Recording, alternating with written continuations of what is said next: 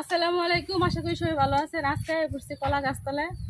আজকে ভাড়া হচ্ছে কলার মোচা দিয়ে আজকে শুটকি দিয়ে রান্না করাম। আমাদের নেত্রকোনার জনপ্রিয় একটা খাবার। এটা হচ্ছে কলার মোচা দিয়ে আলু দিয়ে শুটকি দিয়ে আজকে রান্না করাম। এই যে আমাদের কলা গাছে দেখতেছেন অনেকগুলো কলার মোচা হয়েছে। আমরা যেটা নেত্রকোনার বাসায় কই কলার থোড়া, ওই দেখেন অনেকগুলো মোচা হয়েছে। এই যে একটা ওদিকে আছে আরো, এখানে একটা এবারে দেবে একটা দিয়ে হইব। এখন আমি কলার মোচাটা বাইরালাম।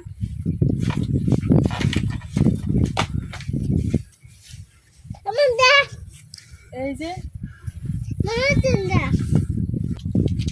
আমরা কিন্তু কয়েকদিন পরে পরে কলার মোচা খাইতে পারি, যেহেতু অনেকগুলো কলা গাছ আছে।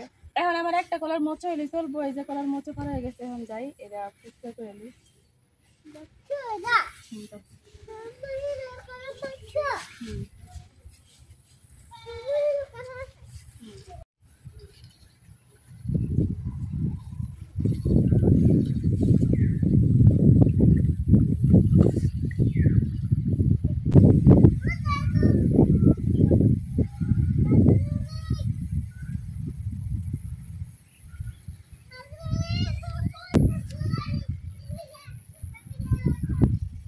এখন এই কলার মোচাটা আমি সুন্দর মতো কাটতে লইলাম।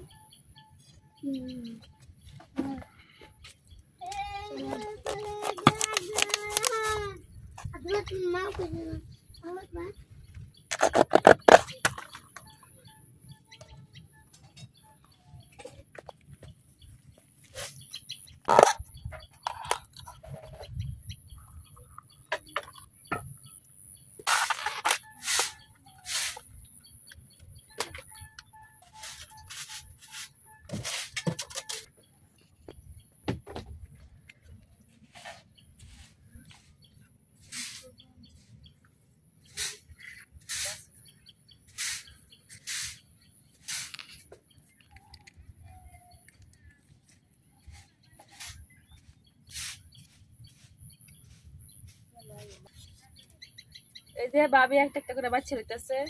যেটি একটু বাড়তি এটা কিন্তু সব উপরের যে চামড়াটা আছে ওই চামড়াটা কিন্তু ফালাই দেওয়া লাগবো, আর যেটি একটু নরম ওইটি কিন্তু ফালাই দেবো না।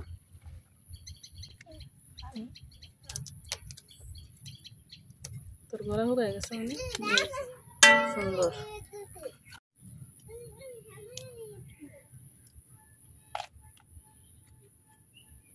এই কলার মোচা কিন্তু সবভাবে খাওয়া যায়, বড়া বানায় খাওয়া যায়, আবার ভাজি করে খাওয়া যায়।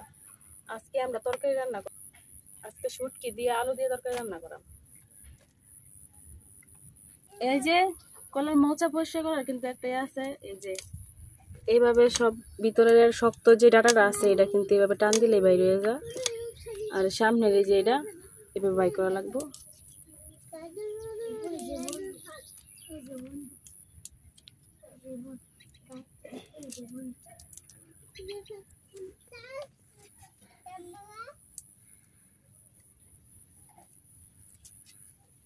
এই যে এভাবে পরিষ্কার করা, এটি পরিষ্কার করা কিন্তু খুবই সোজা।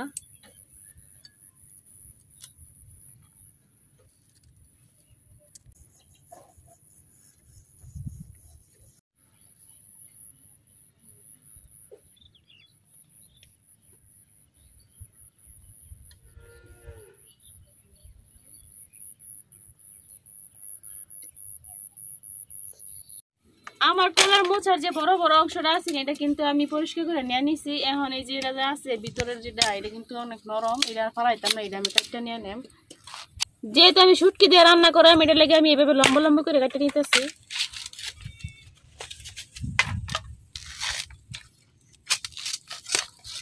ভিতরটা কিন্তু একবারেই নরম।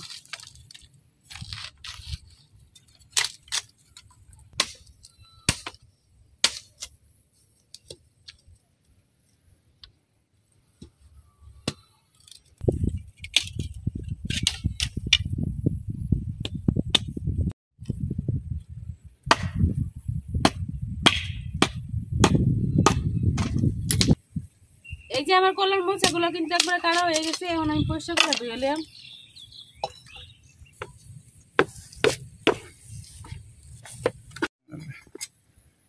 এই যে আমি কিন্তু কলার মোচাগুলো খুব পরিষ্কার করে ধুয়ে লইছি। এখন কলার মোচার সাথে যেহেতু আলু দিয়ে আমি এখন আলুগুলো আমি সুন্দর মতো কাটতে রইতেছি। এই যে আমার আলুটা কিন্তু সিলানি শেষ হয় না, আমি কাটতে লইতেছি। আলুটা কিন্তু চিকন চিকন করে কাটতেছি।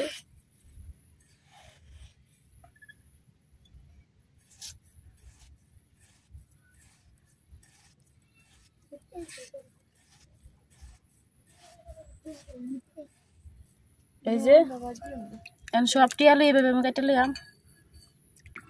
এই যে আমার আলুটি কিন্তু কাটা শেষ হয় না, আমি দই নিতেছি পরিষ্কার করে। আলু দই এই যে মোচার সাথে মিশাই নিতেছি।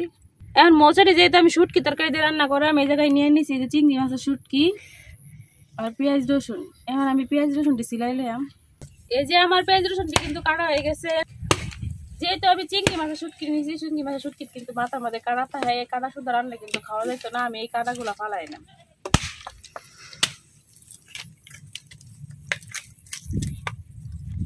এই যে এইভাবে আমি ফালাই নিতেছি। ফালাই কিন্তু পানির মধ্যে রাখতেছি, যেহেতু এটি কিনা শুটকি, এই শুটকিটির ভিতরে কিন্তু অনেক ময়লা থাকে, বালু থাকে। এটা কিছুক্ষণ ভিজায় রাখলে এই শুটকিটার মধ্যে আর ভালো লাগবে না।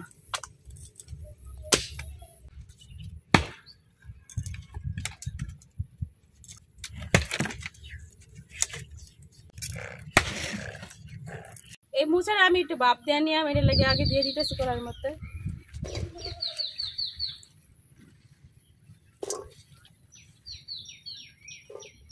এখন অল্প একটু পানি দিয়ে দিতেছি।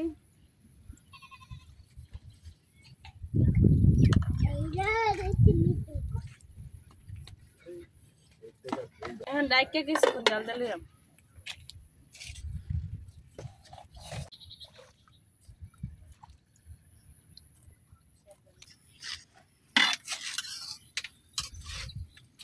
এই যে আমার কলার মোচা কিন্তু ভালো পিঠা ফুটছে, এগুলো ওই যে সিদ্ধ হয়ে গেছে। এখন আমি এটি নামাই নেম, আমি নামাই লইতেছি।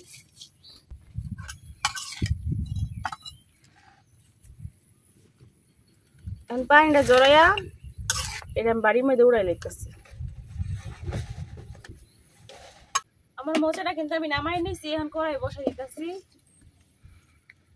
এখন দিয়ে দিতেছি তেল।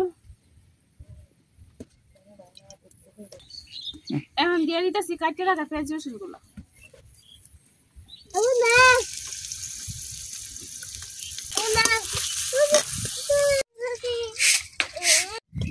এই যে আমার পেঁয়াজটা কিন্তু ভাজা হয়ে গেছে। এই জায়গায় আমি এখন গুঁড়া মশলা গুলা দিলাম। দিয়ে দিতেছি হলুদ গুঁড়া,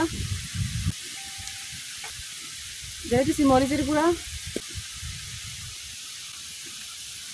দিয়ে দিতেছি লবণ, দিতেছি ধনিয়ার গুঁড়া। এখন একটু পানি দিলাম।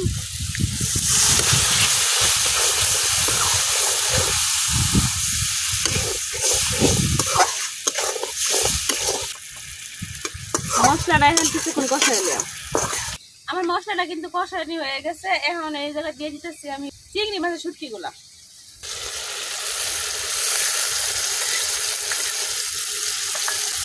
এখন আমি মশলার সাথে চিংড়ি মাছের শুটকি গুলা কিছুক্ষণ কষাইলাম। এই যে আমার শুটকিটাও কিন্তু কষানি হয়ে গেছে, উপরে দিয়ে একবার তেল ছেড়ে দিছে। এখন এই জায়গায় আমি দিয়া দিলাম বাপ দেওয়া মোচাগুলা।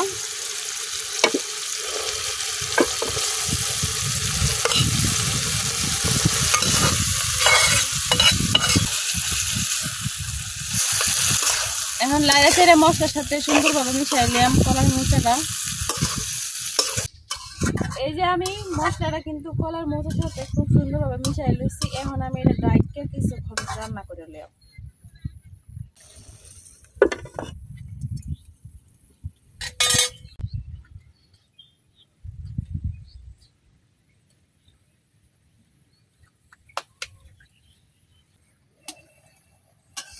এই যে আমার তরকারিটা কিন্তু বলক এসে পড়ছে।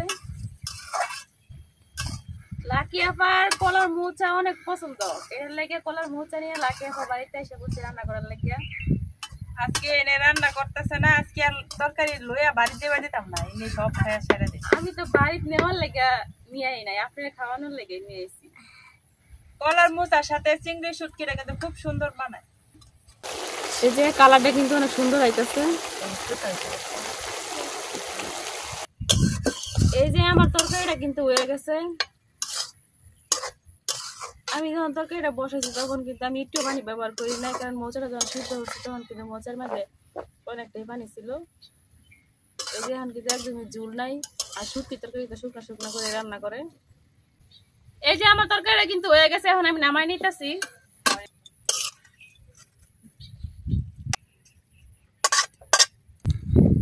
এই যে তৈরি হয়ে গেছে লাকি আবার খুব পছন্দের শুটকি দিয়া মোচা তরকারি। এখন লাকি আবার খায়া কইব কেমন হয়েছে। ভাবি রান্না করছি যে রান্না করার সময় রান্নার গ্রানে বোঝা গেছে অনেক মজা হয়েছে মনে হয় তরকারিটা। আর চিংড়ি শুটকির একটা সুন্দর গ্রান আইতেছে। তো এখন আমি খায়া দেখি কেমন হয়েছে। চামিচ ছাড়াই লই আছি, কারণ দেখে আর লোভ সামলাইতে পারতেছি। এই যে চিংড়ি শুটকি গুলা মানে রান্না করার পরে একদম চিংড়ি মাছের মতো হয়ে গেছে।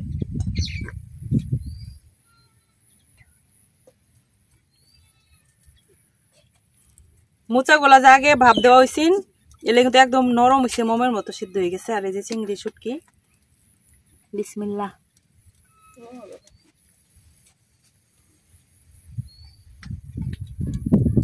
ভালো হয়েছে।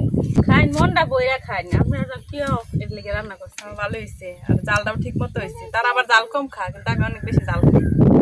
শুটকি শুটকি শীতলের তরকারি জাল না হলে কিন্তু একটু ভালো লাগে না। তো কলার মোচা এমনি রেগুলার কিন্তু বড়া করে খাওয়াও, তরকারি করে তেমন একটা খাওয়া হয় না। মাঝে মধ্যে আমরা গ্রামের দিকে মানুষরা আমরা কিন্তু শুটকি শীতল দিয়ে খাই। তো আপনারাও এইভাবে ট্রাই করবেন। আর চিংড়ি শুটকি থাকলে চিংড়ি শুটকি দেওয়া করবেন, অনেক মজা লাগে। মাছের চাইতে শুটকি দিয়ে কলার মোচা মজা বেশি। তখন খাওয়ার সময় কথা কইলে খাওয়ার যে মজা এটা পাইতাম না। তো আজকে এই পর্যন্তই, খাওয়াটা শেষ করি। তো আজকের ভিডিও এই পর্যন্তই। সবাই ভালো থাকবেন, সুস্থ থাকবেন। আল্লাহ হাফেজ। আল্লাহ হাফেজ।